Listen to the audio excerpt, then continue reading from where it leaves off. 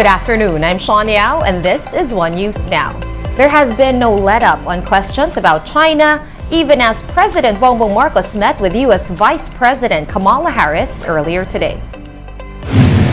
Marcos Jr. was accompanied by his First Lady Liza Araneta Marcos, while Harris was with U.S. Second Gentleman Douglas M. Hoff. On the sidelines of the meeting, President Marcos briefly addressed Beijing's recent aggression in the South China Sea, while Harris reiterated America's support for the Philippines on the matter of the territorial row.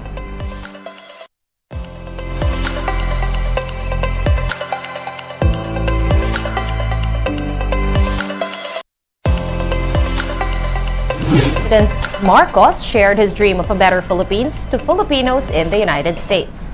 Here is what he had to say to those who welcomed him in Washington on day 2 of his official visit to America. Sooner or later, we will be able to welcome you back home to the Philippines, especially those who have reacquired their Filipino citizenship. It's my hope that some of you will come home for good and retire in a much better Philippines. A Philippines with better airports, Philippines with better roads, better airports, better internet, better governance. Yun ang aking pinapangarap. Back here in the Philippines, the Interior Department is now implementing measures to cushion the impact of the looming El Nino. In a memorandum circular, DILG Chief Benhur Abalos directed local governments to pass their own ordinances to conserve water resources. Also to allow water concessionaires to conduct emergency leak repairs in their areas. This directive is on the back of Pag-asa's El Nino alert that said that there is an 80% chance the dry spell could hit the Philippines in the next 3 months. Speaking of local governments, Muntinlupa has become the first local government to adjust the conduct of classes due to the sweltering heat. Public schools in the city have shifted back to blended learning to avoid illnesses among students like heat stroke. This measure combines face-to-face and asynchronous modalities for teaching, and it covers students from kindergarten to senior high school. Muntinlupa will implement blended learning until the 2nd of June. May experience ang ating mga kababayan ngayon ng extreme temperature, no? High temperature sa ating climate. And hindi naman kasi lahat ng public schools natin ay equipped with air conditioning units. So it makes it uncomfortable for students. We're gonna pause for a quick break, but One News Now will be back with more stories after that. Stay with us.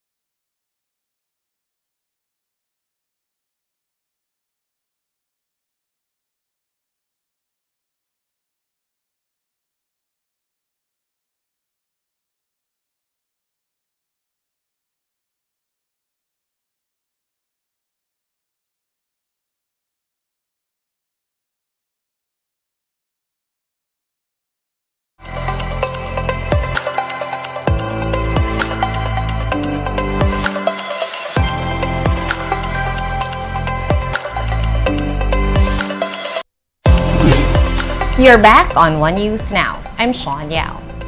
After 74 years, Charles III will be king in just 3 days. The previous 6 months had been an extremely busy time for the heir to the British throne. Let's watch this.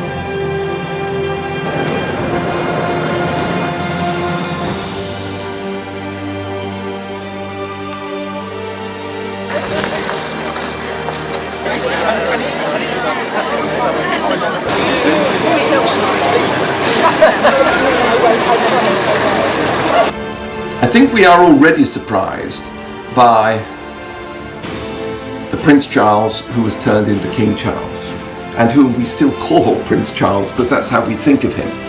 But actually he's become a monarch quicker than people expected. He's picked up thorny issues like not just the empire but slavery. He has said, okay, if a scholar wants to investigate what British monarchs have thought about slavery, let them come in and look at the papers.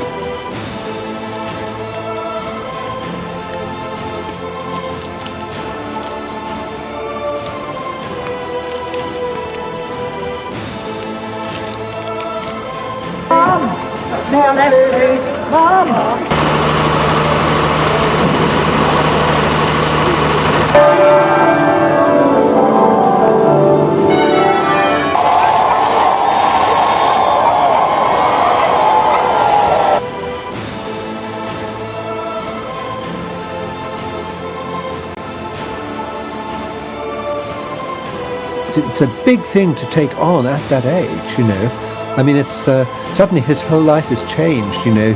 He's now got so much to do. It's like suddenly he's been made president, chairman of the company, a huge global company, and you know, people will be coming to him with every possible problem and every possible issue to do with, you know, religion and the armed forces and politics and, you know, and not only that, administrative things, you know, and also, if you like, is, you know, he's got his own family and all the other things he has to think of. I mean, it's a lot on his plate.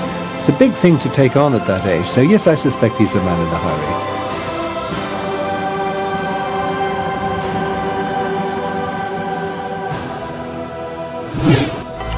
And back here at home, 34 more Filipinos have returned from Sudan, bringing the total number of repatriates to 66. Of that number, 31 are Filipino students who were taking up various courses in the conflict-torn country, including Islamic studies. One student recounted how they were initially stranded in the border between Sudan and Cairo and why it was more difficult for them to cross the border. Nag-contact po kami sa Embahada ng Pilipinas upang bigyan po kami ng travel documents po. Kasi as students po, hindi po kami makakalabas ng Khartoum or university without travel documents.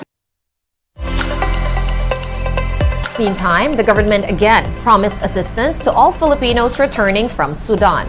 The Foreign Affairs Department says their officials are working round the clock to rescue more Pinoys caught in the crossfire. Alam po ninyo na sumuong din sa panganib ang ating mga kasamahan sa ating embahada ng Pilipinas sa Cairo. Nagkaroon po ng kaunting aksidente sa pagmamadali nila, pero sa awa naman ng Diyos ay wala naman pong lubhang nasugatan. Let's now take a quick look at today's other top stories. The Philippine gymnastics team is ramping up training ahead of the 32nd Southeast Asian Games. The team will be flying to Cambodia tomorrow, just in time for their tournament that starts on May 8. Top athlete Carlos Yulo will be entering the tournament nursing an ankle injury, but he says that he will be able to perform through it. The trial will soon begin for the suspects in the killing of John Matthew Salilig. Salilig was murdered on February 18 during alleged hazing rites of the Tau Gamma Phi fraternity, Adamson University chapter. The suspects will be allowed to attend the hearings of the Binyan Regional Trial Court via video conferencing. And the Sandigan Bayan has junked the motion of former Quezon City Mayor Herbert Bautista to dismiss his graft case. This stems from a 32 million peso contract for the procurement of an online occupational and tracking system. In its 15-page resolution, the anti-graft court said the issues Bautista raised should be tackled in a full-blown trial. One News Now will be back at 3 p.m. I'm Sean Yao. We are One News.